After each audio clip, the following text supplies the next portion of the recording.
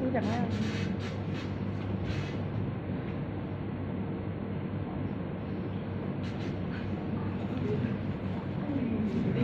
ใครอ่ะจำไม่ได้เลยอ่ะ พี่ปุ๋ยค่ะ อาจารย์จำไม่ได้ เอมม่าค่ะเอมม่าวัดแสน โอเค Women are choosing not to identify as feminists.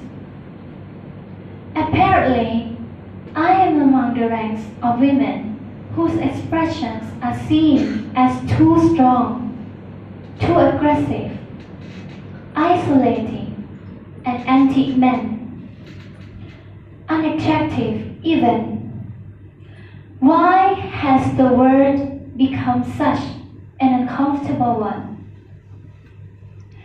I'm from Britain, and I think it is right that I pay the same as my male counterparts. I think it is right that women should be able to make decisions about their own body. I think it is right that women be involved on my behalf in the policies and the decisions that will affect my life. I think it is right that socially I am afforded the same respect as men. But sadly, I can say that there is no one country in the world where all women can expect to receive this right. No country in the world can yet say that they have achieved gender equality. These rights I consider to be human rights, but I'm one of the lucky ones. My life is sheer privilege because my parents didn't love me less because I was born a daughter. My school did not limit me because I was a girl. My mentors didn't assume that I would go less far because I might give birth to a child one day. These influences with gender equality ambassadors that made me who I am today.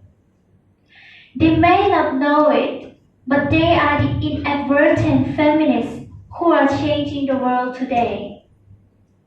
We need more of those. And if you still hate the word, it is not the word that is important. It is the idea and the ambition behind it. Because not all women have received the same rights that I have. In fact, statistically, very few have been. In 1997, Hillary Clinton made a famous speech inviting about women's rights. Sadly, many of the things that she wanted to change are still true today. But what stood out for me the most was that less than 30% of the audience were male. How can we affect change in the world when only half of it is invited or feel welcome to participate in the conversation? Men, I would like to take this opportunity to extend your formal invitation. Gender equality is your issue too, because today I've seen my father's role as a parent being valued less by society. Despite my needing his presence as a child as much as my mother's. I have seen young men suffering from mental illness, unable to ask for help for fear it would make them less of a man or less of a man. In fact, in the UK, suicide is the biggest killer of men between 20 to 49, eclipsing road accidents cancer, and coronary heart disease.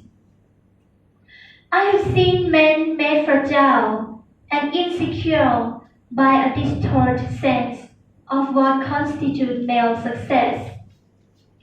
Men don't have the benefits of equality either. We don't often talk about men being imprisoned by gender stereotypes, but I can see that they are. And that when they are free, things will change for women as a natural consequence. If men don't have to be aggressive in order to be accepted, women won't feel compelled to be submissive. If men don't have to control, women won't have to be controlled. Both men and women should feel free to be sensitive. Both men and women should feel free to be strong. Thank you.